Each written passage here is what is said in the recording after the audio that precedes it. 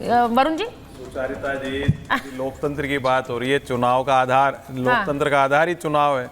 तो लोकतांत्रिक व्यवस्था अगर मजबूत करनी है, विश्वसनीय बनानी थी, तो चुनाव आयोग को आज ये घोषणा करनी चाहिए थी कि दोनों राज्यों में 25% सीटें बैलेट पेपर से कराएंगे, तो जो अविश्वसनीयता लोगों के दिमाग में आ रही है वो दूर होती। दूसरी बात, बार कांग्रेस फिर आप वही राग लेकर आ गए, क्यों भाई? बैलेट पेपर से आ गए जनता, अगर 5 बैलेट पेपर वाला राग क्यों है? नहीं, जनता विश्वास नहीं करती तो आप क्यों नहीं करो? लोकतंत्र का मतलब यही है। अगर एक आदमी को भी विश्वास नहीं है तो आपको तो वहां पर भी ईवीएम थी कि नहीं थी? मैंने ईवीएम, अभी आपकी सीटें 99 हुई कांग्रेस की, तो ईवीएम थी कि नहीं? हाँ, मैंने ईवीएम की बात नहीं की, विश्वसनीयता की बात की। बार बार लोकतंत्र की दुहाई दे रहे हैं सब। लोकतंत्र में अगर एक आदमी को भी विश्वास, कौन दुहाई दे रहा है? दुहाई कौन दे रहा है? कांग्रेस पार्टी के नेताओं के अलावा कौन दुहाई दे रहा है? सिद्धार्थ यादव जी ने कहा हम लोकतांत्रिक व्यवस्थाओं की बात करते हैं, उसी की बात कह रहा हूं। अगर लोगों को विश्वास नहीं, अगर विपक्षी पार्टी को किसी को विश्वास नहीं है और आप अगर उसको 25% बैलेट पेपर से करा देते तो लोगों में वो विश्वास भी, जो अंधेरा है वो दूर हो जाता। नहीं, लोगों में है क्या ये अंधेरा? मेरा सवाल भाई, कांग्रेस के अगर विधायक कह रहे हैं, कांग्रेस कह रही है, सबसे बड़ी पार्टी कह रही है देश की। आज तो आपके नेता ने वो पेजर वाली बात भी कह दी है, राशिद अल्वी साहब ने, वो भी चल रही है वायरल के भाई। लोकतंत्र है सुचारिता जी, अगर डिबेट में 8 आदमी बैठे तो 8 को अपने अपने विचार रखने का हक है। आप देश के अंदर अगर कोई सबसे बड़ी पार्टी कोई चीज पे प्रश्न चिन्ह उठा रही है, तो चुनाव आयोग को आज 25% बैलेट पेपर से करा देते, 20% करा देते, तो क्या दिक्कत आ रही थी? ये हट धर्मिता लोकतंत्र में चुनाव आयोग को शोभा नहीं दी थी। पहले तो बात बताइए, चुनाव में सबसे बड़ी पार्टी कौन सी है जो सवाल उठा रही है? कांग्रेस के बगैर देश में है। आप अपने आप को सबसे बड़ी पार्टी मान के बैठे हुए हैं। हम सबसे बड़ी पार्टी हैं और हम सवाल उठा रहे हैं। के पास भी कांग्रेस। एक मिनट, सिद्धार्थ जी से जवाब लेती हूँ। आपने जिस तरह सवाल उठाया, मुझे हैरानी है। आज जब तारीखों का ऐलान नहीं हुआ था सिद्धार्थ जी, उससे पहले भी ये कांग्रेस की तरफ से सवाल आया कि भाई ईवीएम में अगर घपला ना हो तो हम चुनाव हमारी सरकार बनेगी। तो ये वाला जो सवाल है, ये आज चुनाव की तारीखों के ऐलान से पहले ही आ गया। देखिए सुचरिता जी, मैं 2 बात आपके शो पे दिखाना चाहता हूँ। मैंने तो कहा नहीं, इनके 2 घटक दलों ने क्या क्या कहा। पहले घटक दल ने, महाराष्ट्र के घटक दल ने कहा कि कांग्रेस पार्टी को अपना अहंकार छोड़ देना चाहिए, मतलब कांग्रेस पार्टी अहंकारी है। यूपी के घटक दल समाजवादी पार्टी कह रही है कि राहुल गांधी तो कोई फैक्टर ही नहीं है। और उसके बाद जब ये लोग मानते हैं, आपस में इनका इंडी गठबंधन मानता है, एक दूसरे को ये गाली गलौज करते हैं, उसके बाद कहते हैं हम चुनाव इसलिए हारे क्योंकि ईवीएम का ऐसे था।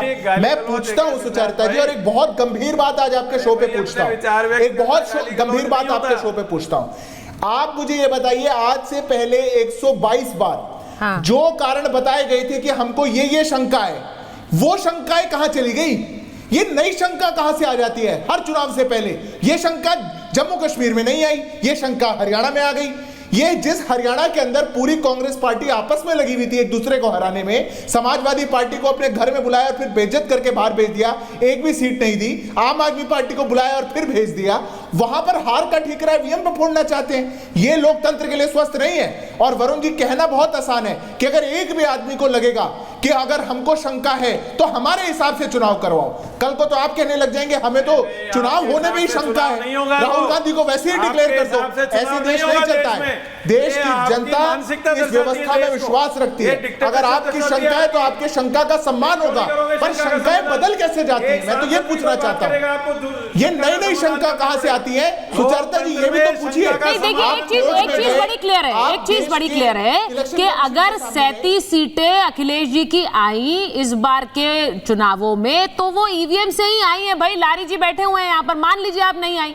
अगर वहां 99 सीटें कांग्रेस की आई वरुण जी, तो वहां पर भी ईवीएम था। आप या तो खारिज कर दिया करिए, या तो आप कहिए ये हमारे नतीजे है ही नहीं, या फिर बार बार सवाल उठाना बंद करिए। भाई, ये तो बहुत, ये जिस तरह से बार बार सवाल उठाते, उससे ऐसा लगता है कि the joke is on you.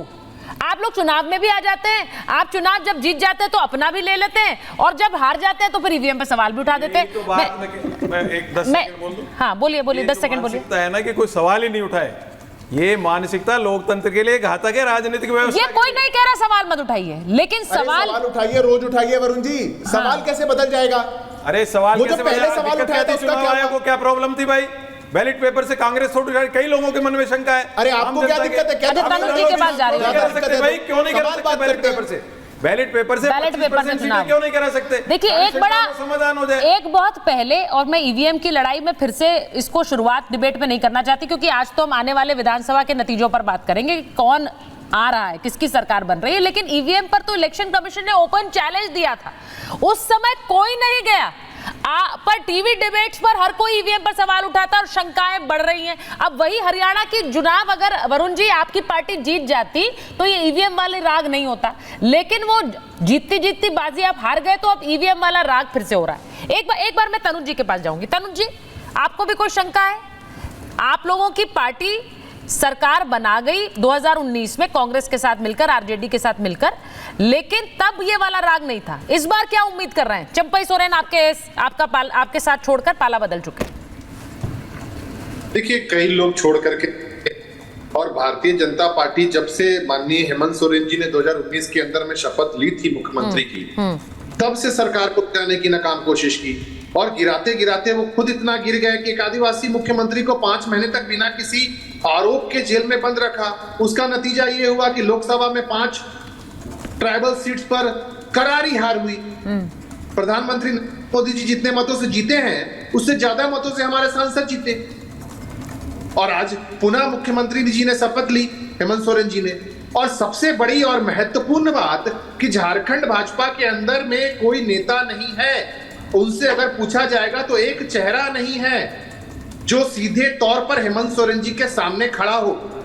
और हेमंत सोरेन जी का मुकाबला करने तो छोड़ दीजिए, मुख्यमंत्री का कोई चेहरा नहीं है उनका। वो पहले ही बाजी हार चुके हैं। झारखंड के अंदर में भारतीय जनता पार्टी चुनाव हार चुकी है। अरे चेहरा नहीं है, ये जो चेहरा आपको स्क्रीन पर इस वक्त दिख रहा है, ये चेहरा चुनौती दे सकता है बीजेपी की तरफ से? चंपई सोरेन की बात कर रही हूं मैं। उनका चेहरा नहीं है, ठीक है, मैंने मान लिया आपकी पार्टी का चेहरा था, लेकिन अब तो उनके साथ है। हाँ, नहीं, कोई चुनौती नहीं दे सकते। नहीं दे सकते। अगर ये भी चेहरा है तो चुनौती नहीं दे सकते हैं, लेकिन उनसे पूछिएगा जब आपकी बात होगी, अभी नहीं, आने वाले समय में जब नेताओं से बात हो, उनसे पूछिएगा कि कौन है आपका मुख्यमंत्री का चेहरा, तो कहेंगे नरेंद्र मोदी जी। अरे एक मोदी जी को कितना परेशान कीजिएगा नगर निकाय के चुनावों में, छात्र संघों के चुनावों में। भाई सिद्धार्थ जी बता दीजिए, चेहरा आपका है नहीं, एक आपने इंपोर्ट किया उनका चंपई सोरेन, वो ये कह रहे हैं आपके पास चेहरा नहीं है।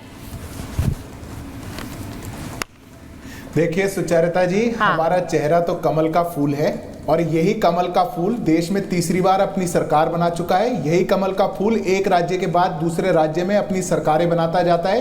यही कमल का फूल वो है जो कश्मीर से लेकर के कन्याकुमारी तक और अटक से लेकर के कटक तक, जिस पर देश की जनता भरोसा देती है। और यही कमल का फूल वो है जो इस भारत की तस्वीर और तकदीर को बदलने जा रहा है। इसलिए अहंकार मत रखिए, ये चेहरों का, परिवारों का, इनका अहंकार मत रखिए। कौन करेगा हेमंत सोरेन के परिवार का सामना?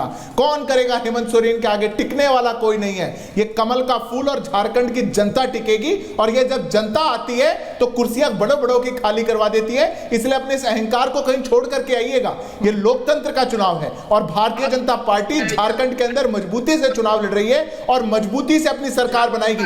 परिणाम जब आएंगे तब आप अपने इस चेहरे को देखिएगा और उसको धोइएगा, और उस चेहरे को धो करके याद करिएगा कि क्या गलत आपने किया झारखंड के साथ, तब आपके जाकर के परिणाम। देखिए